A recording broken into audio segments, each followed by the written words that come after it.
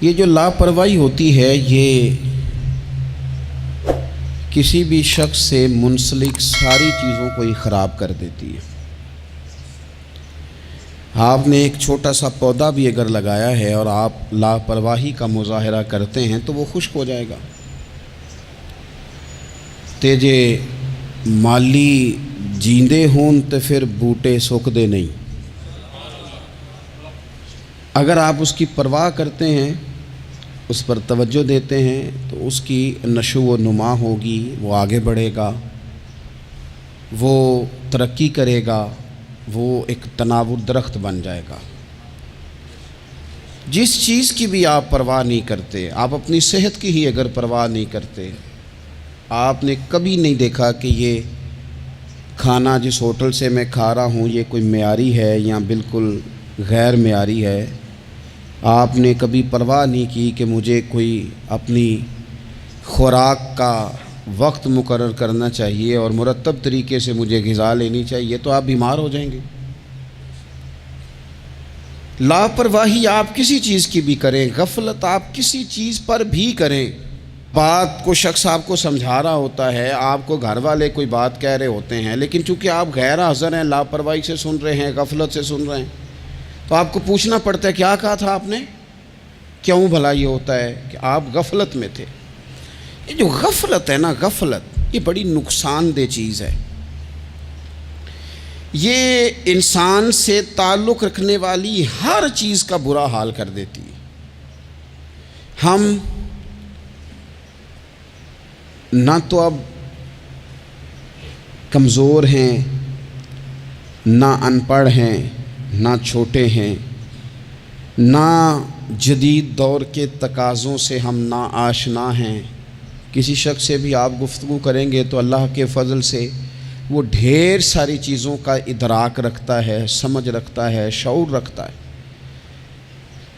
وہ آپ کے ساتھ جب گفتگو کرتا ہے تو محسوس ہوتا ہے کہ وہ ساری چیزوں کو سمجھ رہا ہے، خطرات سے بھی آگاہ ہے، خوشخبریوں سے بھی آگاہ ہے، آنے والے وقت میں کون سی چیزیں نقصان کا باعث بن رہی ہیں اور کون سے پھول خوشبو دینے جا رہے ہیں، وہ سب چیزوں کو جانتا ہے۔ لیکن اس کے باوجود جو اتنی زیادہ کمزوری امت میں آ گئی ہے، اس قدر زیادہ ٹوٹ پھوٹ کا جو ہم شکار ہیں، تو زیادہ تر مسئلہ ہماری لاپرواہیوں کا ہے، ہم غفلتوں کا شکار ہیں۔ غفلت ایک خوفناک چیز کا نام ہے، یعنی جو بندہ پرواہ نہیں کرتا، توجہ نہیں دیتا، خیال نہیں کرتا اپنی ذمہ داریوں کا، وہ شخص فساد کا باعث بنتا ہے، وہ نقصان کرتا ہے، وہ اذیت ناک حد تک چیزوں کو لے جاتا ہے۔ آپ کو بہرحال پرواہ کرنی پڑتی ہے۔ یہ جس دور میں میں اور آپ ہیں نا، یہ لہو و لعب کا دور ہے، کھیل تماشے کا۔ کھیل تماشا ہمیشہ انسان کو لاپرواہ کر دیتا ہے۔ آپ دیکھ لیں، کل تک کھیل تماشا کسی گراؤنڈ میں جا کر کسی آلے کے ساتھ کھیلا جاتا تھا، وقت نکال کے لوگ جاتے تھے، کچھ دیر کے لیے ان کا ذہن تقسیم ہوتا تھا، گھر لوٹتے تھے، اپنی ڈیوٹی کرتے تھے۔ اب کھیل تماشے ہماری جیبوں میں آ گئے، چھوٹا آدمی، بڑا آدمی، اس سے بڑا آدمی، وہ سب اس کھیل تماشے میں مبتلا ہیں، اور وہ مذاق کی کیفیت اتنی دور چلی گئی ہے، میں بڑی معذرت کے ساتھ یہ بات عرض کرنے لگا ہوں کہ بعض اوقات بڑے بھی اس چیز کا شکار ہو کر اس طرح کی بات کرتے ہیں کہ چھوٹے ادھر ادھر دیکھ رہے ہوتے ہیں کہ کیا اس کو یہ بات کرنی چاہیے تھی، لیکن چونکہ ساری رات ساری صبح لگ ہی اس کھیل تماشے میں گئی ہے، لہو و لعب میں گئی ہے، مزاج بن گیا ہے، قوم سنجیدہ نہیں رہی۔ آپ کسی شخص سے بھی بات کر رہے ہوتے ہیں تو وہ چاہتا ہے کہ کچھ دیر میں گپ شپ کروں، کھیل تماشا کروں، شغل مغل کروں، میں گزر جاؤں۔ سنجیدگی فکر، مزاج کا ٹھہراؤ۔ اور درویشوں نے تو شکوہ کیا ہے کہ عمر بیت گئی، لوگوں کی عمر بیت گئی، ہڈیاں کمبن، گوڈے کھڑکن، اڑ گیا لک تیرا، اجے بھی گناہ تو باز نہ آویں، واہ واہ مرد دلیرا۔ میاں صاحب کہنے لگے یہاں تک تو پہنچ گیا ہے کہ ہڈیاں کمبن اور تیرے گوڈے کھڑکن تے اڑ گیا لک تیرا، اوے اجے بھی گناہ تو باز نام ہے، او واہ واہ مرد دلیرا۔ وہ تو اتنا دلیر ہو گیا ہے کہ جب تجھے چاہیے تھا کہ اب ہی تیرے ہاتھ میں استغفار کی تسبیح آتی، اب ہی تجھے سجدے کا ذوق ہوتا۔ ہم اتنے زیادہ غفلت کا شکار ہیں، آپ یقین کریں۔ دیکھو، معافی ہوتی ہے عذر کی، معافی ہوتی ہے معذوری کی، غفلتوں کی معافی۔ جب ہم اسکول میں پڑھتے تھے، مدرسے میں پڑھتے تھے، تو جس بچے کا پتہ چل جاتا تھا نا یہ بیمار تھا، اسے مارنی پڑتی تھی۔ جس کا پتہ چل جاتا تھا نا کہ اس کے گھر میں کوئی پریشانی آ گئی تھی، اسے مارنی پڑتی تھی۔ غصہ دلانے والی بات یہ ہوتی تھی کہ گھر والے کہتے تھے کہ ہم نے تو بھیجا تھا، صبح تیار کر کے بیگ دے کے اس کو روانہ کیا تھا، اور جب پتہ چلتا تھا نا کہ یہ آیا نہیں، وہاں بیٹھ کر وقت گزارا، وہاں بیٹھ کر وقت گزارا۔ اب یہ وہ مسئلہ تھا کہ استاد اس پر یوں ہوتا تھا کہ جس طرح وہ پورے جلال میں آ گئے۔ اس بات نے انہیں اتنا غصہ دلا، وہ تو بیٹھا رہا، جان بوجھ کے نہیں آیا۔ اس کو شدید مار پڑتی تھی۔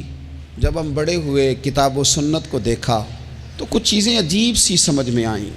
سیاستہ میں حدیث موجود ہے کہ صحابہ کرام علیہم رضوان فرماتے ہیں کہ ایک جنگ کا موقع تھا، تو وہ رستے بڑے سخت تھے، دشوار گزار گھاٹیاں تھیں، بڑی مشکل سے ہم نے وہ راہیں طے کی۔ ہمیں لگا کہ اس جہاد پر ہمیں بہت اجر ملے گا، اور پھر ہمارے دلوں میں یہ بھی خیال آتا تھا کہ فلاں فلاں فلاں فلاں تو صحابی آئے نہیں، وہ تو گھر میں رہے۔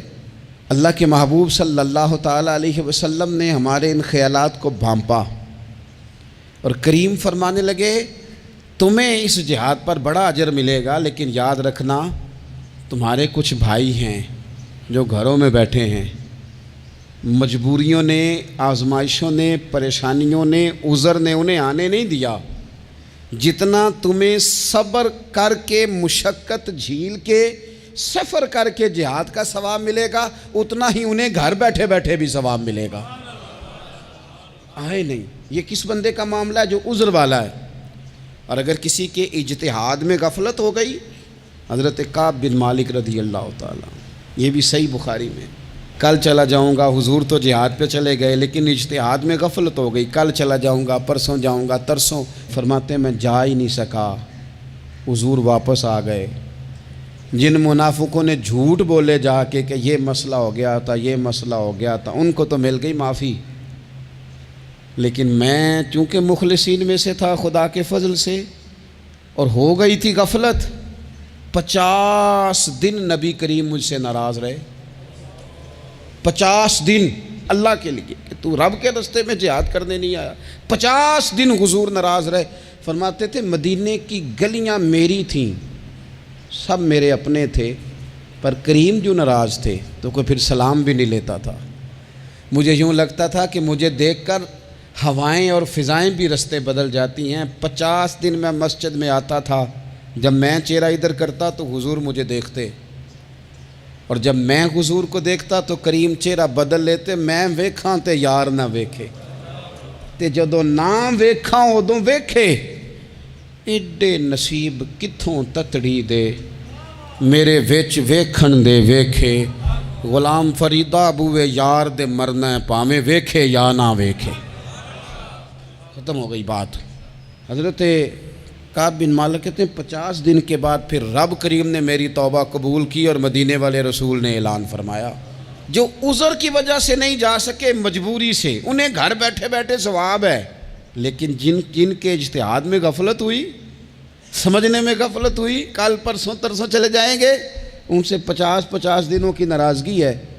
کتنے لوگ ہیں جن کی فجر گزر جاتی ہے بستر پہ، زور گزر جاتی ہے پھٹے پہ گپوں میں، عصر گزر جاتی ہے چائے پینے میں، مغرب اور عشاء موبائل پہ لیٹے لیٹے بیت جاتی ہے، اور ان سے آپ گفتگو کریں تو وہ دانشور ہیں، آپ بات کریں تو پنچایت ختم کرنے والے لوگ ہیں، آپ ان سے بات کریں تو وہ عالمی سیاست پر نظر رکھتے ہیں، آپ گفتگو کریں تو شعور کی اعلیٰ گتھیاں سلجھاتے نظر آتے ہیں۔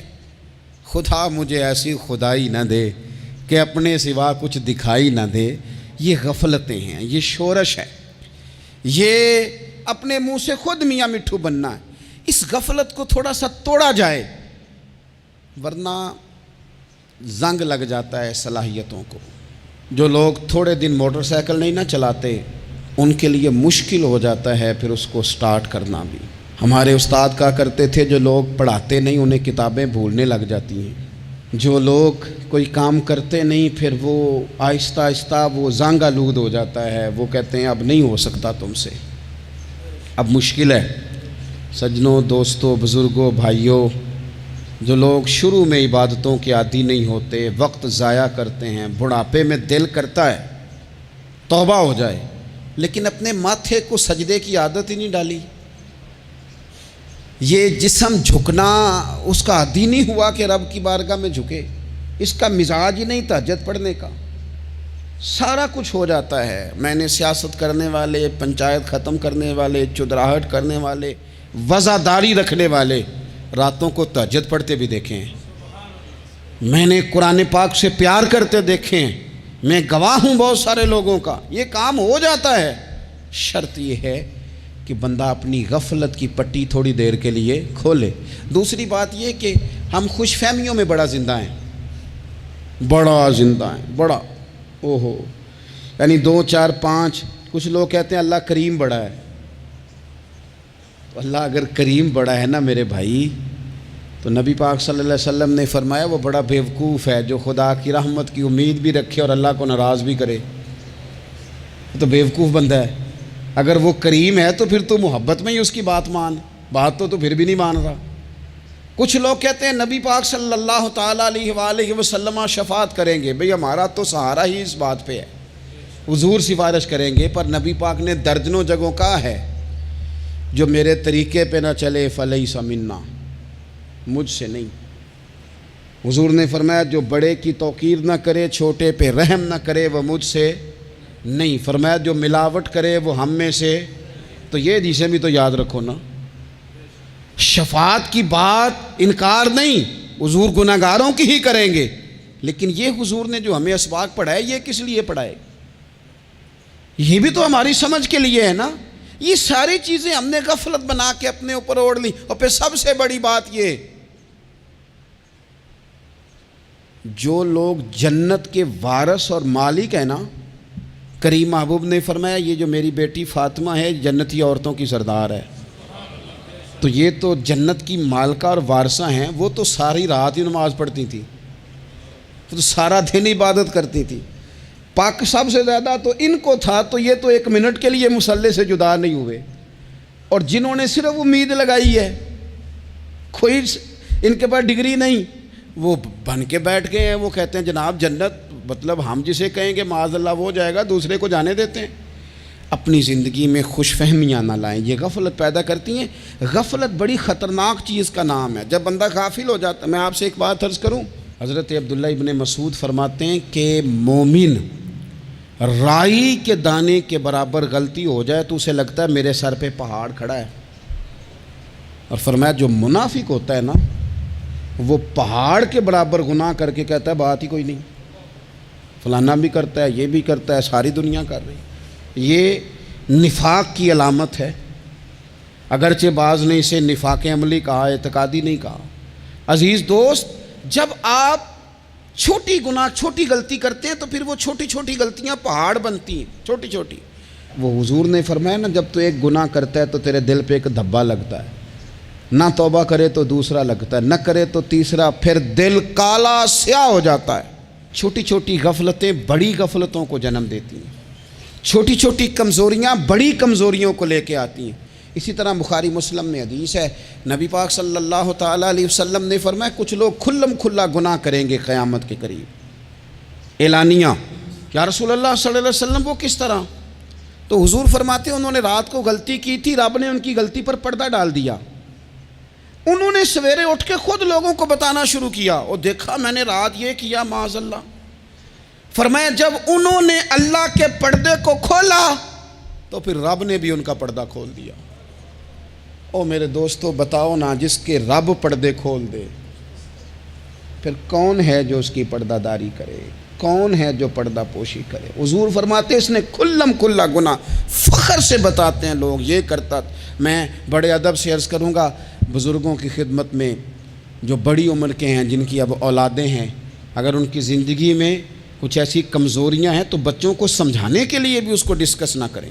ہم یہ کرتے تھے، ہم یہ کرتے تھے، اس کا کوئی فائدہ نہیں، یہ ہم کر کے دیکھا ہے سارا کچھ۔ نہ نہ نہ نہ، جس طرح گناہ ہے اس طرح گناہ کا اظہار بھی گناہ ہے۔ آپ ڈبل جرم کر رہے ہیں، آپ دلیر کر رہے ہیں سامنے والے کو کہ تو بھی کر، خیر ہے۔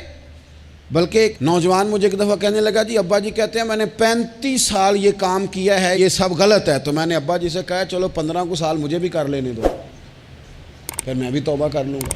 یہ ہم لوگوں کو دعوت دے رہے ہیں کہ غلط کام کرو۔ قرآن مجید کو آپ دیکھیں گے نا، سورہ یاسین کے اندر یہ بھلا کفر کیوں ہوتا تھا، منافقت کیسے پیدا ہوتی تھی، بت پرستی کیسے عام ہوتی تھی، دنیا کے اندر ستارہ پرست، سورج پرست، چاند کی پوجا کرنے والے یہ لوگ کیسے پیدا ہوتے تھے؟ غفلت کی وجہ سے۔ جیسے جیسے یہ اللہ کی بارگاہ سے دور ہوتے جاتے، یہ مختلف قسم کی عبادتوں میں، شرک میں، کفر میں مبتلا ہوتے جاتے۔ قرآن مجید سورہ یاسین کے اندر ارشاد فرماتا ہے کہ اللہ تبارک و تعالیٰ نے قرآن مجید کو اس لیے اتارا ہے لِتُنذِرَ قَوْمًا مَا أُنذِرَ آبَاؤُهُمْ، تاکہ آپ ان لوگوں کو ڈرائیں جن کے باپ دادا کو نہیں ڈرایا گیا۔ اور نتیجہ کیا ہوا؟ فَهُمْ غَافِلُونَ، وہ لوگ غفلت میں چلے گئے، ڈرایا نہیں گیا، سمجھایا نہیں گیا، کسی نے سبق نہیں پڑھایا۔ تو میں آپ سب سے گزارش کروں گا کہ خیر کی بات بتاتے رہیں، خیر کی بات کہتے رہیں۔ خیر کی بات جو ہوتی ہے یہ فائدہ کرتی ہے ہمیشہ، تو غفلتیں اپنی دور کرنی چاہیے۔ دوسرا یہ ہوتا ہے، ایک تو انسان جب وہ دور ہو جاتا ہے چھوٹے چھوٹے گناہ کر کے تو غفلت آتی ہے۔ دوسرا قرآن پاک نے ایک اور مقام پر اس کا ذکر فرمایا ہے، وہ اس طرح فرمایا ہے کہ جو انسان کی پیاری چیزیں ہیں نا، بعض اوقات جن سے وہ لگاؤ پیدا کر لیتا ہے، جن سے محبت اس کی بڑھ جاتی ہے، وہ چیزیں بھی غفلت پیدا کرتی ہیں۔ ان میں 2 چیزوں کا تو قرآن پاک نے نام لے کے ذکر کیا ہے۔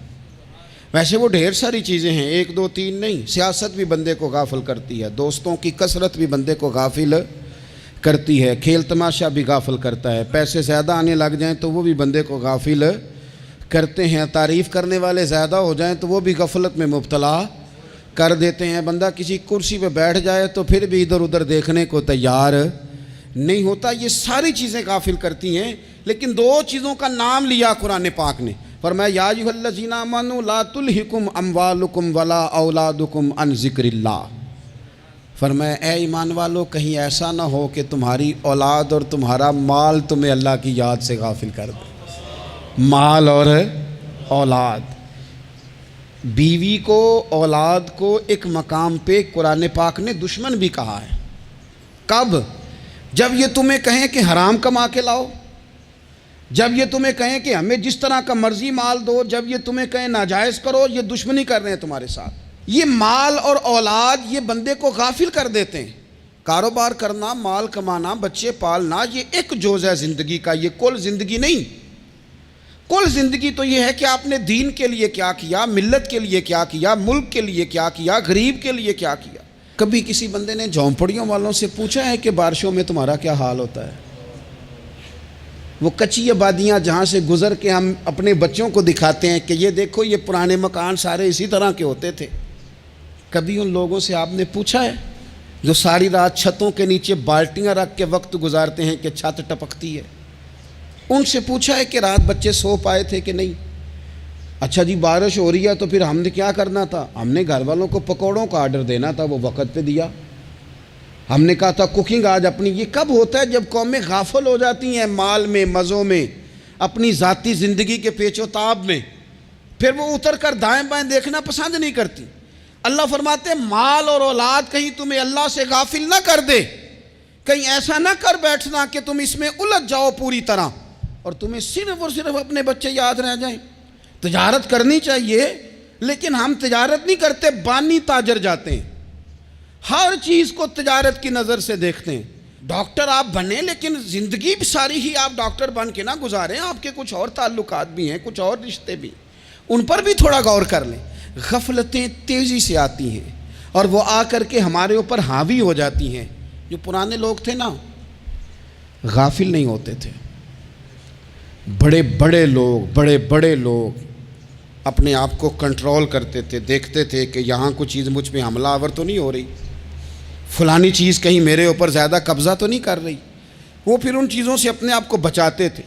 نفسانی خواہشات کا غلبہ یا دوستوں کی تعریفیں یا ادھر ادھر کی چیزیں، وہ اپنے آپ کو تیزی سے اس سے بچاتے۔ اس رستے سے اجتناب کرو جو رستہ غفلت لاتا ہے، جو رستہ تکلیف میں مبتلا کرتا ہے۔ جو دم غافل سو دم کافر، سانو تے مرشد ہوئی پڑھایا ہو، ہمیں تو یہ سبق دیا گیا۔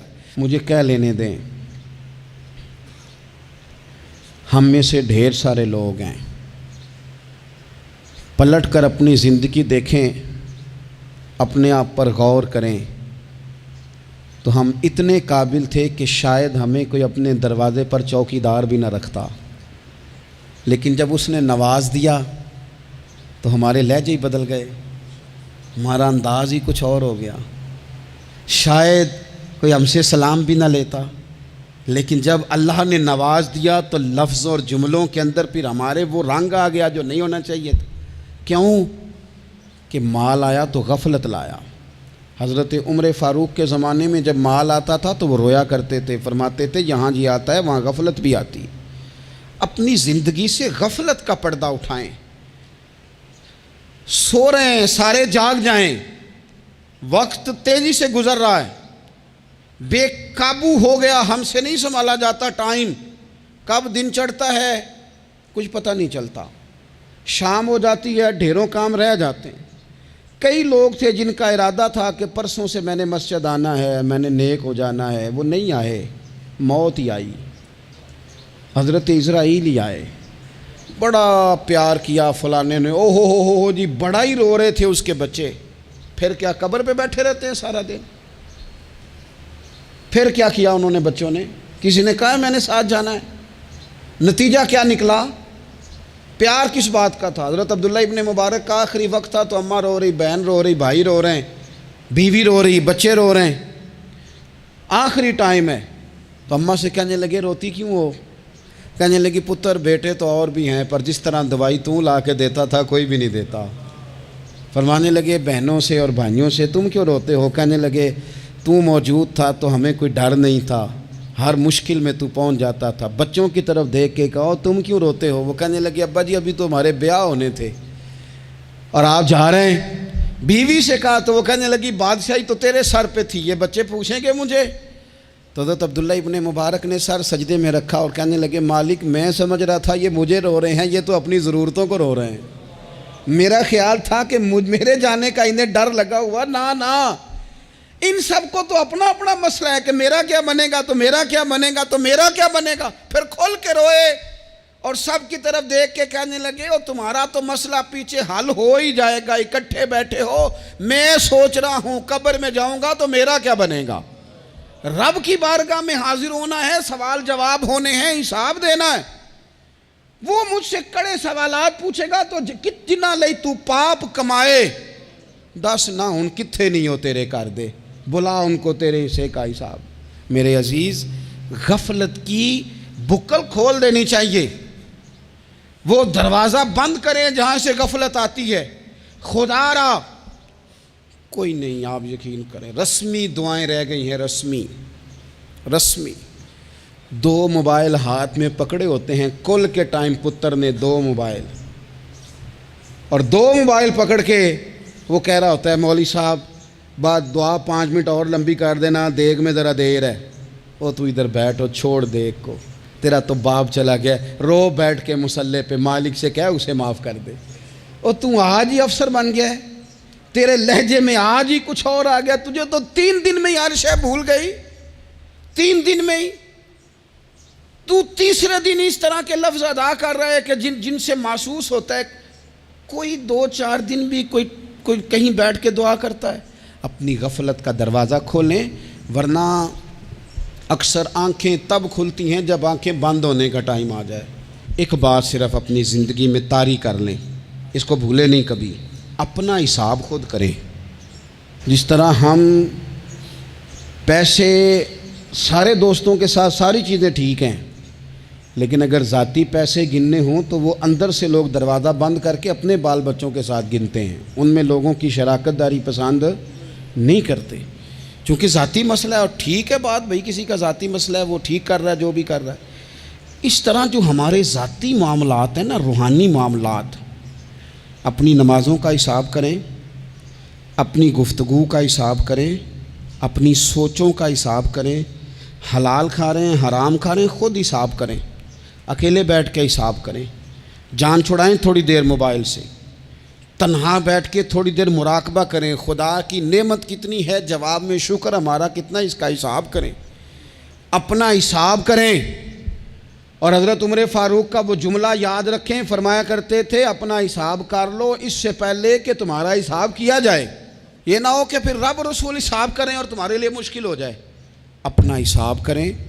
زندگی کے معاملات میں جتنی غفلتیں ہیں، وہ مطلب میرے ابا جی کہا کرتے تھے پتر چھال مار کے نکلو بسترے چوں، تو وہ تھوڑا سا نا ایک دفعہ چھلانگ لگا کے باہر آئے، اور پہلا قطرہ ہی بننا ہوتا ہے بارش کا، اور کچھ بھی نہیں ہوتا، پہلا قطرہ بن جائیں، نکل آئیں، توڑ دیں وہ سارے بت جو ہمیں غفلت میں مبتلا کرتے ہیں۔ زندگی میں فیصلے جلدی کر لینے چاہیے، ہم فیصلے نہیں کر پاتے اور ٹائم ہمارے جانے کا آ جاتا ہے وقت۔ وہ ایک نوجوان نے ایک دفعہ لکھا تھا کہ میں نے اپنے گھر والوں سے کہا کہ اب میں نے داڑھی رکھنی ہے اور کچھ میں نے عبادات کی طرف سفر کرنا ہے، تو میری والدہ کہنے لگیں کہ پتر اجے ٹائم نہیں، تو کہتے ہیں میری اماں اسکول ٹیچر تھی، پڑھی لکھی تھی، میں نے کاغذ قلم لا کے والدہ کو دیا، میں نے کہا اماں مجھے آپ وہ ٹائم بتا دیں جو نیک ہونے کا ہے، میں پھر اس ٹائم ہی شروع کر لوں گا۔ تو کہتے ہیں میری اماں نے کاغذ قلم دیکھا اور میرا اندر کا جذبہ دیکھا تو ماں تھی نہ روئی پڑی، کہنے لگی پتر رکھ تو میں تیرے لیے دعا کروں گی،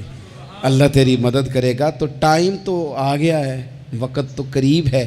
اللہ فرماتے ہیں اقترب للناس حسابہم وہم فی غفلۃ معرضون۔ بس اس آیت کا ترجمہ کبھی نہ بھولنا، رب فرماتا ہے لوگوں کے حساب کا وقت قریب آ گیا ہے اور وہ ابھی بھی غفلت میں منہ پھیرے ہوئے ہیں۔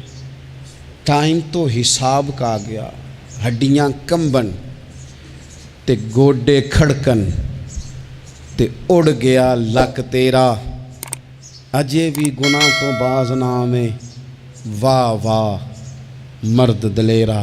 اللہ سمجھ کی توفیق عطا کرے۔